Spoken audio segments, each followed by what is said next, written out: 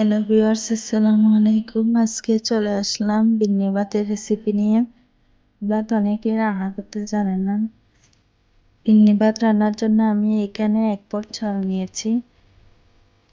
আমি চুলায় হাঁড়িতে 1/2 লিটার পরিমাণ খেজুরের রস আর নারিকেল দিয়ে দিয়েছি। খেজুরের রসে বলক আসলে আমি ধুয়ে রাখা চালগুলা দিয়ে দিচ্ছি। এবার একটি কাঠির সাহায্যে ভালোভাবে নেড়েচেড়ে দিচ্ছি। বিন্নি ভাত হাঁসের মাংস অথবা গরুর মাংস দিয়ে খেতে চাইলে পানি দিয়ে রান্না করবেন।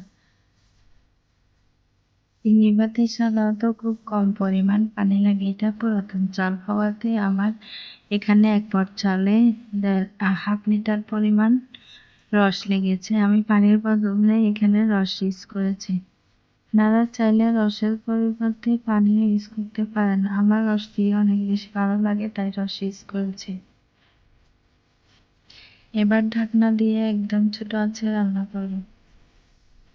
বিন্নি ভাত আঠা আঠা হওয়াতে কিছুক্ষণ পর পর নেড়েচেড়ে দিতে হবে, তা না হলে নিচে লেগে যেতে পারে।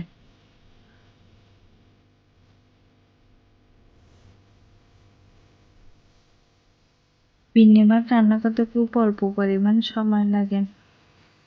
অল্প সময়ের মধ্যে বিন্নি ভাত হয়ে যায়। এটা পুরাতন চাল হওয়াতে আমার সময় বেশি লাগবে। চুলার আঁচ একদম লো হিটে থাকবে।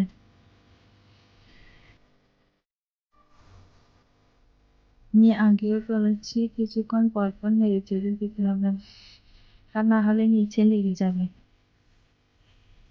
এখন আবারও আমি নেড়েচেড়ে দিচ্ছি। বিন্নি ভাত চট্টগ্রামের একটি ঐতিহ্যবাহী খাবার। এটা অনেকে পছন্দ করে। বিন্নি ভাত অনেকে হাঁসের মাংস, অনেকে গরুর মাংস দিয়ে খেতে পছন্দ করে। আমার গুড় আর দুধ দিয়ে অথবা খেজুরের রস দিয়ে অনেক বেশি ভালো লাগে। আমার বিন্নি ভাত রান্না হয়ে গিয়েছে। এখন গরম গরম পরিবেশন করা যাবে। আমার ভিডিওটা কেমন লাগলো কমেন্টে জানাবেন। আজ এই পর্যন্ত, আল্লাহ হাফেজ।